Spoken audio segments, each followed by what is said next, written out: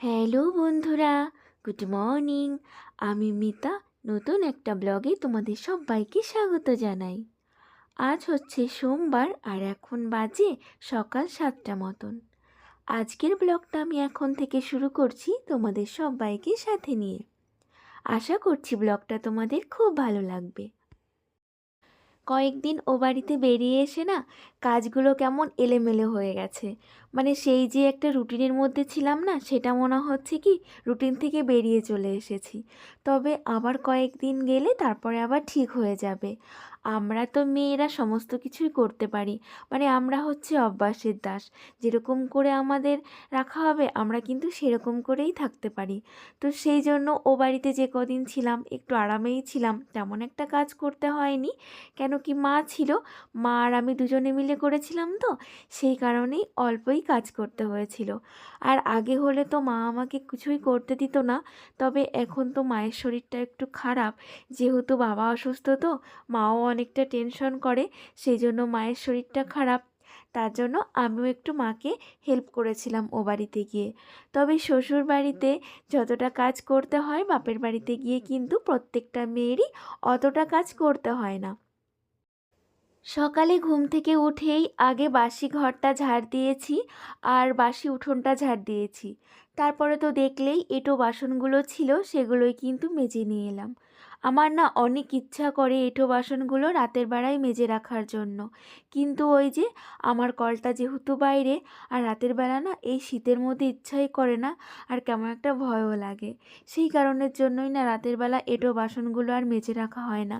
কিন্তু এঁটো বাসনগুলো রাতে মেজে রাখা কিন্তু অনেক ভালো, জানো তো, সংসারের ক্ষেত্রে। তবে কি করব বলো, যেদিন আমার আলাদা রান্নাঘর হবে, যেখানে মানে ওই যে জলের ব্যবস্থা থাকবে, তখন থেকে আমি এঁটো বাসনগুলো কিন্তু রাতে মেজেই রাখবো। তবে রান্নাঘরটা কিন্তু মোটামুটি আমি রাতেই পরিষ্কার করে রাখি।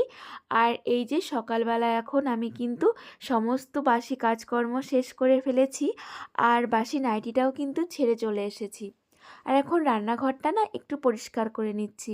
এই যে কয়েকদিন বাড়িতে ছিলাম না, বেশ সব জায়গায় কিন্তু নোংরা জমে গেছে, তাই হালকা হালকাভাবে পরিষ্কার করে নিচ্ছি। তারপরে সময় আর সুযোগ পেলে রান্নাঘরটাকে সুন্দর করে ডিপ ক্লিনিং করব। তবে এখন না কয়েকদিন পরেই ভাবছি আমি রান্নাঘরটাকে পরিষ্কার করব। আর এখন কালকে একটু দুধ ছিল, সেটাই দেখো জাল দিতে বসিয়ে দিলাম। আর তোমাদের তো বলাই হয়নি, আজকে কিন্তু সকাল থেকেই আমাদের বাড়িতে কারেন্ট অফ রয়েছে, তাই দুধটা আমাকে গ্যাসেই বসাতে হলো। আর ও বাড়িতে যখন গেছিলাম না, তখন দাদা আমাদেরকে 2 প্যাকেট বিস্কুট কিনে দিয়ে এসেছিল। মা আর আমি কতই বা খাবো, 1 প্যাকেট বিস্কুট খেয়েছিলাম। আর এই যে 1 প্যাকেট কিন্তু ধরাই ছিল, সেটাই এখন কৌটোতে ভরে রাখছি। আর দেখো আমি না কেউচিটা খুঁজে খুঁজে কোথাও পেলাম না, তাই প্যাকেটটা এইরকমভাবে দেখো ছিঁড়ে টিড়ে তারপরে এই যে কৌটোর মধ্যে ঢোকাচ্ছি। আর মামামের জন্য তো আলাদা বিস্কুট ছিল, মামাম সেটাই খেয়েছিল, সেই কারণে এই বিস্কুটটা কিন্তু ধরাই রয়েছে। আর এই যে বললাম না দুধ বসিয়েছি, তো চা করে নিয়েছি একটু, জানো, সমস্ত দুধ দিয়ে আর চা করিনি, কিছুটা দুধ কিন্তু আমি নামিয়ে রেখেছি, আর কিছুটা দুধ দিয়ে এই যে চা বানিয়ে নিয়েছি। তোমাদের তো বলেছিলাম হাজবেন্ড কিন্তু দুধ চা খেতে একদমই ভালোবাসে না। সত্যি গো, ও খেতে একদমই ভালোবাসে না। তবে আমি একটু ওই জোরজার করে দিই আর কি, মানে আমার একটু খেতে ভালো লাগে তো মাঝে মাঝে, সেই কারণের জন্যই। তবে আজকেও একটু কিটকিট করছিল, তবে কিন্তু খেয়ে নিয়েছে আমার জন্যই। আর এখন কিন্তু সকালে আমি ভাতও বসিয়ে দিয়েছি, আর ভাত বসিয়ে দিয়েই বাইরে একটু কাজ করতে চলে এসেছি। কি করছি বলো তো, এই যে তোমাদের বলেছিলাম ও বাড়ি থেকে কিছু গাছ এনেছি, সেটা কালকে কিছু লাগিয়েছিলাম, আর কিছু রয়ে গেছিলো, তো সেটাই এই যে এখন সকাল সকাল লাগিয়ে নিচ্ছি। আর এই গাছগুলো না অনেক কয়দিন হয়ে গেছে, মানে আমি ও বাড়ি থেকে আসার কয়েকদিন আগে কিন্তু এনে রেখেছিলাম, কলের পাড়ে রেখে দিয়েছিলাম। গাছগুলো না কেমন একটা হয়ে গেছে, তাই আজকে এগুলোকে লাগিয়ে ফেলতেই হবে। তবে বাঁচবে কি না বলতে পারছি না, তবে ঠাকুরকে ডাকছি যেন আমার গাছগুলো বেঁচে যায়। দেখা যাক কতটা দূর আমি বাঁচাতে পারি। তবে অনেক দিন হয়ে গেছে তো গাছগুলো সত্যি কেমন একটা যেন হয়ে গিয়েছিল। আফসানা কমেন্টস করেছে, ফার্স্ট কমেন্টস করলাম আমার নামটা নিও ব্লগে, যদি নামটা না নাও তবে আমার মন খুব খারাপ লাগবে। আমি তোমার সব ভিডিও দেখি, আমার নাম আফসানা। এই তো তোমার নামটা কিন্তু আমার ব্লগে নিয়ে নিলাম, আর মন খারাপ করার কোনো কারণই কিন্তু রইল না। ইমা কমেন্টস করেছে, আমি যে ইন্ট্রো মিউজিকটা দিয়েছি সেটা কিন্তু একদমই ভালো না। থ্যাংক ইউ গো এটা বলার জন্য। তোমার ভালো লাগছে না তাই তুমি জানিয়ে দিয়েছো। ঠিক আছে গো, আমি না চেঞ্জ করে দেওয়ার চেষ্টা করব এই মিউজিকটা। সকালে রান্নাবান্না কিন্তু এর মধ্যে আমার হয়ে গেছিলো। ওই আজকেও সেই প্রত্যেক দিনের মতন সকালে কিন্তু সিদ্ধ ভাতই করে নিয়েছিলাম। অন্য কিছু করলে অবশ্যই তোমাদের সঙ্গে শেয়ার করতাম, তবে ওই সিদ্ধ ভাত বলে তোমাদের সঙ্গে আর শেয়ার করলাম না। সকালের খাওয়া দাওয়ার পরে মাম্মামকেও কিন্তু খাইয়ে দিয়েছি। মাম্মাম না এখন একটু খেলা করছে, আর আমি এখন এই যে ঘরটা মুছে নিচ্ছি এই ফাঁকে। তারপরে আবার মাম্মামকে স্নান করিয়ে খাইয়ে ঘুম পাড়িয়ে দেবো। একা হাতে সংসারের সমস্ত দায়িত্ব পালন করতে হয় বলেই কিন্তু আমাকে এইভাবেই কাজ করতে হয়। মানে কাজও করতে হয়, আবার কাজের ফাঁকে ফাঁকে কিন্তু আমার সোনামাকেও দেখাশোনা করতে হয়। মানে কাজ করার পরেই যখন টাইম হয়ে যায় মাম্মামের কোনো কাজের, তখন সেটা করেই তারপরে কিন্তু আবার আমি কাজটা করতে থাকি। আমার মিষ্টি একটা বুনু আমাকে কমেন্টস করেছে, জানো তো দিভাই, তোমার সাথে আমার মায়ের অনেক মিল আছে। আমার মাও তোমার মতো কোথাও গেলে গাছ দেখলেই বাড়িতে নিয়ে আসে, আর তোমার মতোই এইরকম কলার বড়াই বানায়। থ্যাংক ইউ গো বুনু এই কথাটা বলার জন্য। আর সত্যি কথা বলতে কি বলো তো বুনু, মেয়েরা কিন্তু মায়ের মতনই হয়। তুমি যেহেতু আমার বুনু, তাহলে তোমার মা তো আমারও মায়ের মতনই হবে, তাই না বলো? এইদিকে দেখো আমি কিন্তু দুপুরে রান্নাবান্নাও কমপ্লিট করে নিয়েছি স্নান টান সেরে। তোমাদের সঙ্গে কিন্তু আর আজকে শেয়ার করলাম না, কেন কি ওই রোজ একই রান্নাবান্না আর ভালো লাগছে না শেয়ার করতে, তার জন্য ওটা অফ ক্যামেরাই করে নিলাম। আর কি রান্না করলাম সেটা তো তোমাদের অবশ্যই দেখাবো। আর তার আগে কিন্তু রান্নাঘরটাকেও আমি সুন্দর করে গুছিয়ে নিলাম। আর এখন এই যে ভাতও হয়ে গেছে, আর এই যে আজকে রান্না করেছি একদমই সিম্পল। এই যে মূলো দিয়ে আলু দিয়ে একটা মাছের ঝোল করেছি, আর এখানে পালং শাক আর আলু দিয়ে একটা মাছের ঝোল রান্না করেছি। কালকের ওই যে পোড়া মাছটা ছিল না, মানে কালকের না, এটা কিন্তু বেশ কিছুদিন আগেকার পোড়া মাছ। তবে কালকে মা এসেছে বলে রুই মাছটা আনা হয়েছিল, তাই এই যে পোড়া মাছটা কিন্তু আবার আমি ফ্রিজেই রেখে দিয়েছিলাম, সেটাই আজকে রান্না করে নিয়েছিলাম। আর এই শীতের বেলায় জানো তো এখন রেস্ট নেওয়ার কোনো টাইমই পাওয়া যায় না।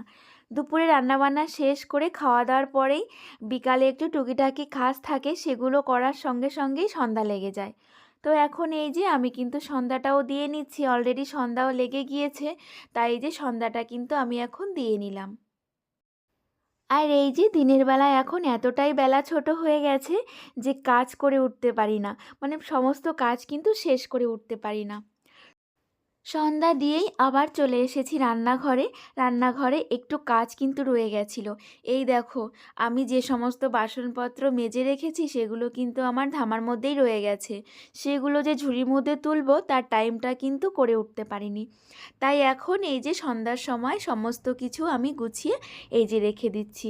বললাম না দিনের বেলায় এখন টাইমই হয়ে ওঠে না, আর এই যে সন্ধ্যার পরে ওই জন্য কিন্তু এখন আমি ব্যস্ত হয়ে পড়ি। আগে কিন্তু সন্ধ্যার পরে আমি একটু শুয়েই থাকতাম বা বসে থাকতাম, তবে এখন কিন্তু সেটা আর হয় না। সন্ধ্যার পরেও আমাকে কাজ করে যেতে হয়। ওই যে ছোটোবেলা তো, দিনের বেলা এখন কাজ করে শেষ করতে পারি না। আর ওইদিকে রাতটাও অনেক বড়, রাতে তো এখন ঘুমানোর অনেকটাই টাইম পেয়ে যাই। তাই এই যে সন্ধ্যার পরে এখন আর শুই না, সন্ধ্যার পরে কিন্তু কিছু কাজ আমি করে রাখি। তবে বাসনগুলো সুন্দর করে গুছিয়ে এই যে সন্ধ্যায় দুধটা বসিয়ে দিলাম। মামামকে একটু সন্ধ্যার টিফিনে দুধই খাওয়াবো, তাই এই যে দুধ জাল দিতে বসিয়ে দিলাম। আর এখন আমি দিনের বেলার কিছু কাজ শেষ করতে এসেছি, কেন কি দিনের বেলায় ওই যে কাজ শেষ করতে পারি না, মানে এই সমস্ত কাজ এখন করতেই পারি না, এত ছোটোবেলা হয়ে গেছে। আগে কিন্তু রোজই আমি দিনের বেলা কোনো না কোনো ফাঁকে এই যে মানে ঘরের সমস্ত কিছু একটু পরিষ্কার পরিচ্ছন্ন করে নিতাম, তবে এখন ওই যে টাইমটা হয়েই ওঠে না। তাই ভাবলাম আজকে এই যে সন্ধ্যার পরে আমার হাতে অনেকটাই টাইম রয়েছে, তো এখন আমি আমার এই শোকেসটা পরিষ্কার করে নেব। আর অন্যদিন হাজব্যান্ড বাড়িতে না থাকলে আমাকে কিন্তু দোকানে বসতে হয়, তবে আজকে হাজব্যান্ড বাড়িতে রয়েছে। আর সেই কারণের জন্যই দিনের বেলার কিছু কাজ আমি কিন্তু রাত্রে করে রাখছি। অনেকেই এরকম আছে আমার বাড়িতে এলে আমাকে বলে কি, তোমার মেয়ে খুব শান্তশিষ্ট, সেই জন্যই হয়তো তুমি ঘরটাকে এত সুন্দর করে গুছিয়ে রাখতে পারো। তবে আমি জানি যে আমার মেয়ে কতটা শান্ত। মানে আমার তো মাঝে মাঝে মনে হয় ছেলেরাও এত দুষ্টু হয় না যে আমার মাম্মাম এতটা দুষ্টু। তবে তারপরেও কিন্তু আমি আমার ঘরটাকে এত সুন্দর করে কি করে গুছিয়ে রাখি বলো তো? এই রকম করেই গুছিয়ে রাখি। মাম্মাম যখন যেখানে দুষ্টুমি করে আমি কিন্তু তখনই সেইখানটা পরিষ্কার পরিচ্ছন্ন করে ফেলি। তবে এতে কিন্তু আমার প্রচুর পরিমাণে খাটনি হয়ে যায়, মানে ডবল খাটনি হয়। তবে তবুও কিন্তু আমি ক্লান্ত হই না ঘর পরিষ্কার করে রাখার জন্য। ঘর গোছানো গাছানো পরিষ্কার পরিচ্ছন্ন থাকলে আমার মনে হয় কি, মনে শান্তি মেলে। তাই আমি দিনের বেলা যদি সুযোগ সুবিধা না পাই, আমি কিন্তু রাতের বেলায় ঘর পরিষ্কার করে রাখি। এটা কিন্তু আমার বিয়ের পর থেকেই অভ্যাসে দাঁড়িয়ে গেছে। রুমা দিভাই কমেন্টস করেছে, মিতা অনেক দিন পর তোমার ভিডিও দেখলাম আর খুব ভালো লাগলো। মাম্মাম সোমনা কেমন আছে? থ্যাংক ইউ দিভাই। হ্যাঁ গো, আমি অনেক দিন পরেই ভিডিও পোস্ট করলাম। কেন কি, আমি তো আগের ব্লগে বলেই দিয়েছি আমি ও বাড়িতে গেছিলাম আর ওখানে গিয়ে কোনো ভিডিও শেয়ার করা হয়নি। আর মাম্মাম ভালো আছে, আমরা সবাই ভালো আছি দিভাই। সত্যি কথা বলতে ইউটিউবে এসে তোমাদের এত ভালোবাসা পাবো আমি কিন্তু কখনোই ভাবতেই পারিনি। তোমরা আমাকে এতটা ভালোবাসো, শুধু ভালোই বাসো না, তোমরা কিন্তু আমার অনেক কেয়ার করো। আমার কিছু হলে তোমরাও কিন্তু অনেক চিন্তা করো। এতে কিন্তু আমার খুব ভালো লাগে জানো। সত্যি কথা বলতে নিজেকে অনেকটা ধন্য মনে হয়। সত্যি তোমরা আমার পাশে এরকমভাবেই থেকো আর আমাকে এভাবেই ভালোবেসো আর আমাকে এইভাবেই একটু সাপোর্ট করে যেও, যাতে তোমাদের সাপোর্ট আর ভালোবাসায় আমি আস্তে আস্তে একটু বড় হতে পারি, মানে আমার এই পরিবারটাকে একটু বড় করতে পারি। আর সেটার জন্য কিন্তু তোমাদের ভালোবাসা, আশীর্বাদ আর সাপোর্ট কিন্তু আমার অনেকটাই প্রয়োজন। তোমাদের ভালোবাসা আর সাপোর্ট ছাড়া কিন্তু আমি কিচ্ছু না। তোমরাই কিন্তু আমার সব। আর তোমরা এইভাবে আমার পাশে থেকো প্লিজ, এটাই তোমাদের কাছে আমার রিকোয়েস্ট, আর কিচ্ছু না। আর আমিও তোমাদেরকে কিন্তু অনেক ভালোবাসি, অনেক, সত্যি কথা বলতে অনেক ভালোবাসি তোমাদেরকে। তো যাই হোক, অনেক কিছু বলে ফেললাম। আর এই দেখো এদিকে কিন্তু টুকটুক করে আমি কাজও করে নিচ্ছি। আমি কিন্তু বসে নেই, শোকেসটাকে কিন্তু একটু ভালো করে পরিষ্কার করে নিচ্ছি। আর আমার সোনামা দেখো এদিকে কি করছে কে জানে, ওর মতনও খেলে যাচ্ছে, আমার মতন কিন্তু আমি পরিষ্কার করে যাচ্ছি।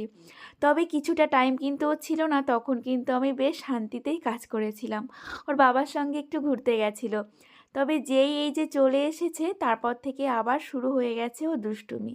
তবে কি করব বলো, বাচ্চারা তো এরকমইভাবে দুষ্টুমি করে। তো যাই হোক, আজকের ব্লগটা কিন্তু আমি এখানেই শেষ করব। তোমরা সবাই ভালো থেকো। তোমাদের সবাইকে টাটা, গুড নাইট।